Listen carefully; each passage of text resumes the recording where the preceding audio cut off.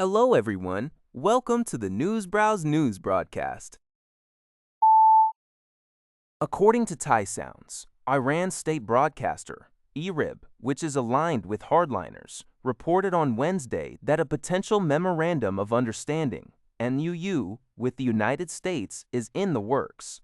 This agreement would see Iran commit to restoring commercial shipping through the Strait of Hormuz within 1 month to pre-war levels.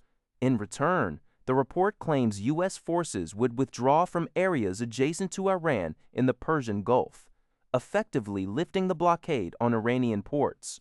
The IRIB stated that post-war navigation and transit in the Strait of Hormuz would be jointly managed by Iran and Oman, with warships restricted from free entry or exit. The report cautioned that the agreement's framework is not yet finalized, with Tehran awaiting practical verification before taking concrete steps, as negotiations are in a back-and-forth phase for wording adjustments. If a final agreement is reached within 60 days, the MOU would be approved as a legally binding United Nations Security Council resolution.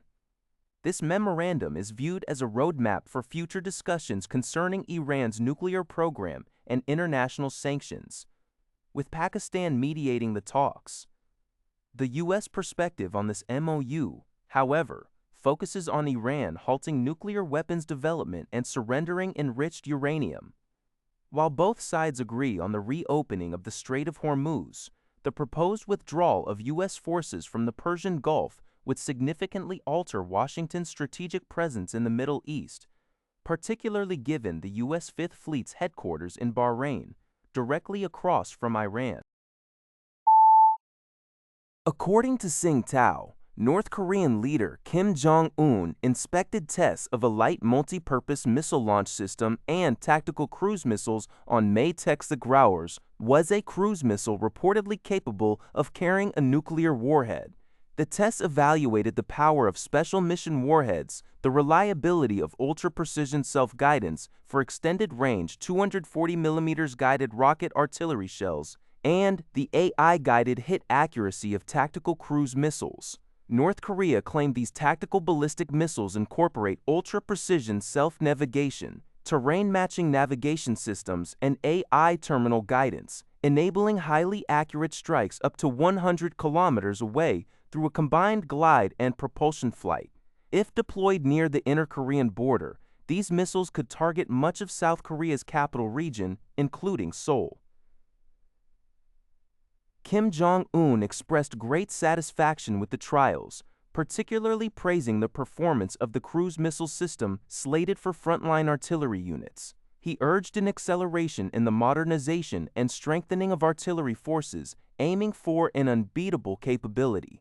South Korea's Joint Chiefs of Staff reported that North Korea simultaneously launched multiple weapons, including short-range ballistic missiles and rocket artillery, into the Western Sea, noting the rarity of such diverse launches.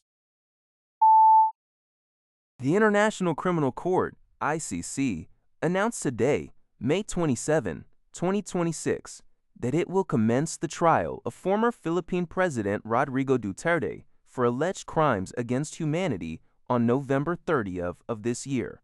According to Zio Shabal, Duterte, now 81, faces 3 charges of crimes against humanity, specifically involving the killing of at least 76 individuals and the attempted murder of 2 others. ICC prosecutors claimed these offenses occurred during his 2016 to 2022 anti-drug campaign, which reportedly led to the deaths of thousands of civilians. Duterte was arrested in March last year and is currently held at the ICC detention center in The Hague. He maintains his innocence, asserting that he only authorized Philippine police to use deadly force in self-defense. ICC judgments typically span several years, but if found guilty, Duterte could face a maximum sentence of life imprisonment. CBS News reports that Chinese authorities have executed Xu Yao, a man convicted of poisoning billionaire gaming tycoon Lin Qi. The execution took place on May 2021, as reported by local media. Lin Qi was the founder of Shanghai-based Yuzu Games, which held the film adaptation rights for the acclaimed sci-fi trilogy The Three-Body Problem, a series later adapted by Netflix. The motive behind the murder stemmed from a professional dispute. Xu Yao, a former head of a Yuzu Games subsidiary, poisoned Lin in 2020 after being sidelined by the founder shortly after helping secure the Netflix deal. Xu used highly toxic substances, including alpha-amanitin, disguised as probiotic pills and hidden in various beverages, causing Lin to die a few days later at age 39. Several other employees also fell ill but recovered. Lin Qi, who ranked among China's wealthiest entrepreneurs, played a pivotal role in the sci-fi industry. His company confirmed Xu's execution, stating that justice has ultimately been served. Lion Zauba reported that the Ugandan government announced an immediate closure of its border with neighboring Democratic Republic of Congo, DRC, for approximately 4 weeks. This measure is implemented to contain the ongoing Ebola outbreak. According to senior Ugandan health official at Wine, only authorized Ebola response teams, humanitarian operations, food and cargo transport, and security personnel, all subject to strict health screening and monitoring protocols, will be allowed to cross.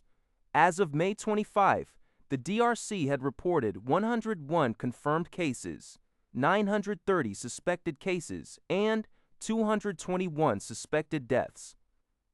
The current outbreak is attributed to the rare Bundibugyo Ebola virus strain, for which no approved treatment or vaccine is yet available.